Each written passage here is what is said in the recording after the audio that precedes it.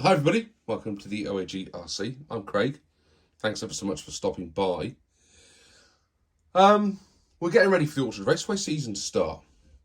And what that means is we've got to sort of work out how the cars are going to hit the track this season. And what I thought I would do is using my RC Birds mug stroke drawing cup thing. I thought what we'd do is draw out a ladder this year. A little bit like the FA Cup, for those of you who know football. For my American viewers, it's a bit like the playoffs. But instead of it just sort of being a ladder, every time we finish a series of matches, we're going to put the winners back in the hat and draw them back out again. So you're constantly going to have different matchups as we go through. And each video this year, we're going to put them head to head. Now, I was going to run 2 racing stables and 2 racing leagues and scores and do all that sort of stuff, but I've done away with that, mainly because I think I'm looking forward to seeing some like really interesting matchups come out of the draws. So I did simulate a draw, and it gave me some really cool matchups, and you can bet your bottom dollar we're not going to get that this time around. So what I thought I'd do is we've got 8 matches to draw, essentially, and in here there is 14 cars and 2 buys. So we'll have essentially, there's enough room to have 16 cars racing in this matchup. We've got 14 at the minute, and I'm sure by next year we'll have had a few more. I know what's coming as well, you guys don't. Right, shall we draw the first car? So, let's give it a shake. Dirks Magic Cup, here we go. Number 1. Last year's runner-up, the DT03. So that is the first one out. And that is going to be drawn up against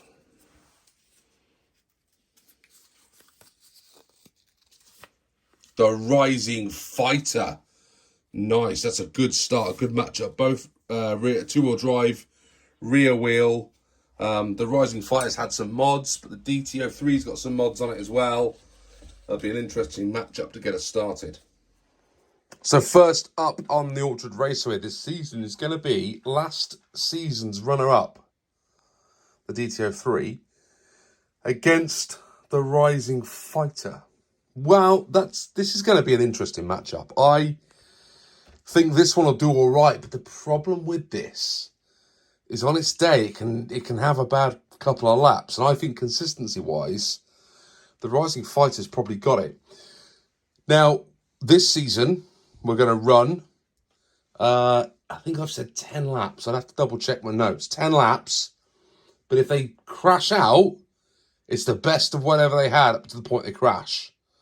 So in the match, if you don't finish your laps and you only post a crappy time, which this one can do sometimes, you're done, you're toast. And the win will go to the other side. So it's going to be interesting to see where these two go. Right, next up.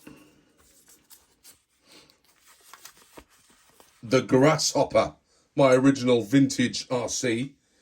The Grasshopper. I'm just going to zoom you out a little bit so you can actually see. Is that better? There we go. See the full table as it comes down. And then the Grasshopper's going up against the Mad Bull. That's going to be interesting. So last season, the Mad Bull was sort of mid-table, did a 7.87 fastest lap. The Grasshopper was down at 8.34. So you would expect the Mad Bull to come out on top on that one. Right. Next up will be the Mad Bull and the Grasshopper. Now, this is running a sport tuned, and it is fast. If you guys haven't seen Dom's speed runs he's been doing with his off-road series, this thing's geared really, really well. And it's got a 380 motor in it. This is a mismatch. Yeah, this one's going to win. The only difference will be is sometimes I have trouble getting this around the corner. Certainly around the top by the Croatian corner, and then no cherry tree turn, this can struggle as well. This also can flip on the jumps. This also cannot go over the jumps. So, look, who knows who's going to progress from this one. This is not an elite matchup at all. I expect neither one of these two will win the Orchard Raceway, but should be an interesting race nonetheless. That one. Right. We're going in again. What have we got next?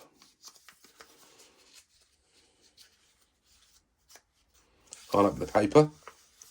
Oh, it's a buy. So, the next car out will not have to race.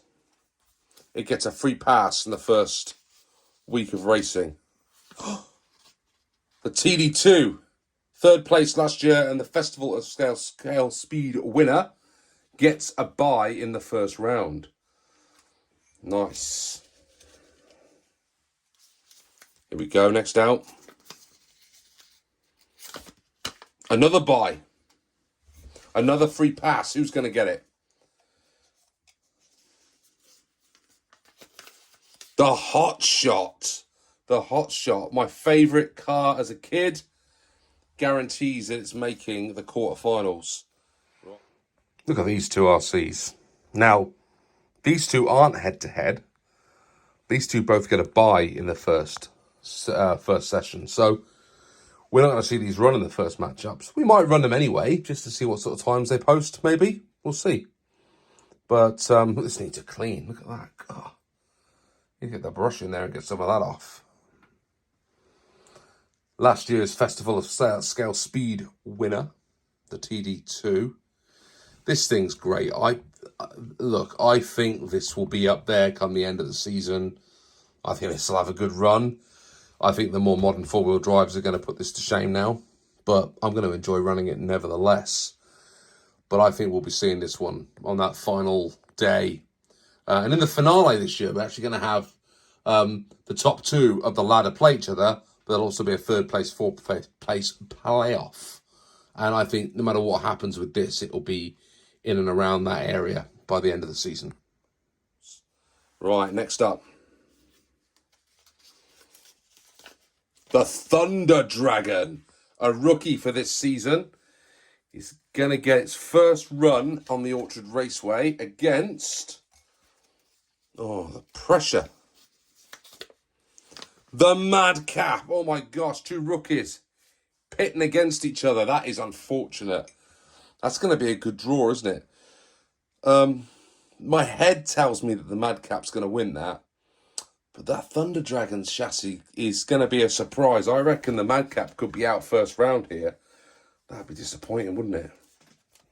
Probably the tastiest matchup from draw number one is the Madcap Restore, which you haven't really had much of a chance to see.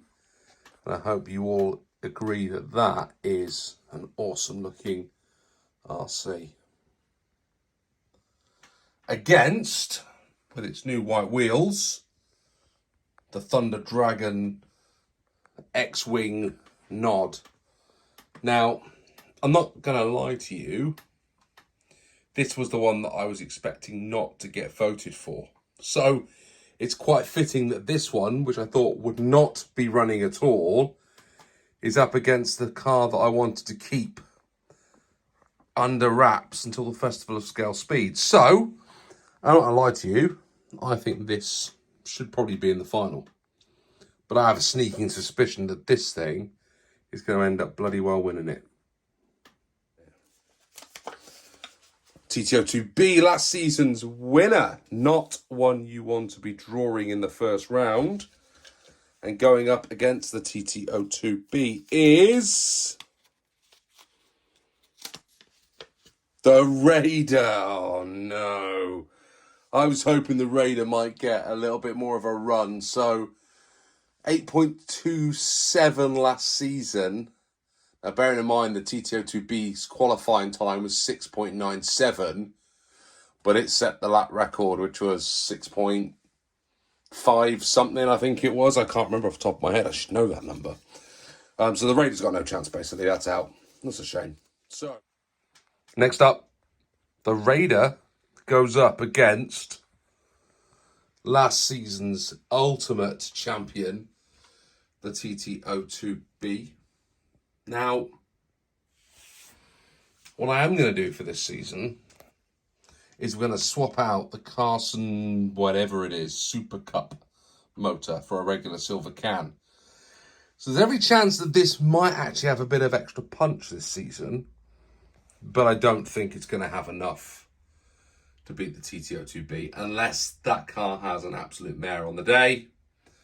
It's unfortunate that the Raider probably won't make it through, which is a shame because it's a great looking RC. Shame. So, next out, getting down to the last couple now, we've got the Frog. The Frog. And that's going to be going up against, we haven't had the DF03 rookie. So that is the first time we will see the DF03 going around the track. And it's going to be going up against the Frog. Frog did a 7.54. It was pretty respectable last season, but I don't think it's going to get anywhere near that DF03. So, in another mismatch, the Frog, which I love, by the way, is going to be up against the DF03 RoboCop edition. There's an awful lot of metal parts on there, isn't there? I think this thing's going to go reasonably well, actually.